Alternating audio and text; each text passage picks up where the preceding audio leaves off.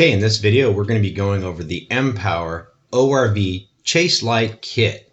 And we're going to be installing it onto a Ford F-250. Now, before we get into it, I'm going to walk through all the different pieces and parts that come with the kit. So first piece is the light assembly itself. Here's what it looks like as you pull it outside of the box. Now next we've got the light harness. That's basically the extension from the light, and it goes all the way up to the dashboard area. Additionally is a package of installation hardware, which includes things like zip ties and foam wraps and stuff like that. You've got a warranty card, and on the backside there's an installation card which covers how to actually watch the video that you're watching right now. We also include an mpower sticker in the box. All right, so let's get into it. The mpower Chase Light has a white light mode, and then it also has an amber mode, which can be set to flashing or steady. And that's determined based on the wires on the back side of the light that are connected, as shown in this image here. All right, let's go ahead and get into the installation.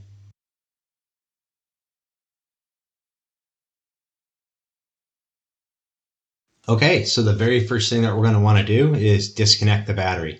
I'm going to go ahead and just disconnect the ground in this case. Next, I'm pulling off the center mount high brake light. So this is where the light's going to get installed. Make sure you keep the old hardware. We're going to need that. Now the light itself just pulls right off. You might need to wiggle it a little bit, but it just comes right off, and there is two plugs on the back side that'll need to be disconnected.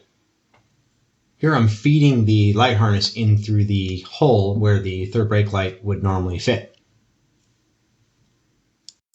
Next, using a panel tool, you're going to take the sill covers off of the driver's side, front and rear doors. Be real careful with this because the plastic on these sometimes can be brittle, especially if it's cold out while you're doing the installation. What I'm doing here is I'm actually running the light assembly wire or the light extension wire from the light into the cab. And then what you're going to do is you're just going to run it down the driver's C-pillar cover, and you can see I've got it popped loose here, and I'm actually fishing the wire down right now. And removal of the C-pillar cover is not necessary to do this part of the job. Next is another optional step, but it does make the installation go a lot easier, and that's removing the B-pillar lower cover. So you can see here I'm popping it on the backside first, and I'm going to use a panel tool for this, and I'll do the same thing on the front side to go ahead and release it. It makes it a lot easier to get all the wire run. All right, and continue running the wire forward towards the driver's dashboard area. And you can see here I'm running the wire under the sill panel on the driver's front door, and then I'm coming up the A pillar. All right, so now we're at the part where we get to hook up power and ground. So coming out of the end of the harness, we've got our black and a couple different trigger wires for different flash modes.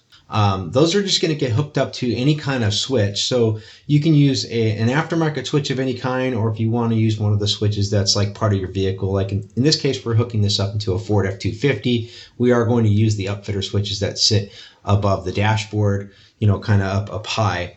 But whatever's going to work for your setup, this is what you can use here. The key thing is you're going to want to make sure that everything gets fused and fused properly. Okay, so once everything's connected, it's just a matter of plugging in the harness and wrapping it. You want to wrap that for rattles and stuff. Then install the Chase Light to the original position of where the high mount stoplight went, using the original screws.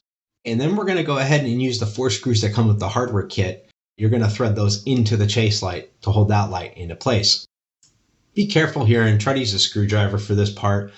We are talking plastic for all these different components. An impact wrench is likely to crack plastic and things like that.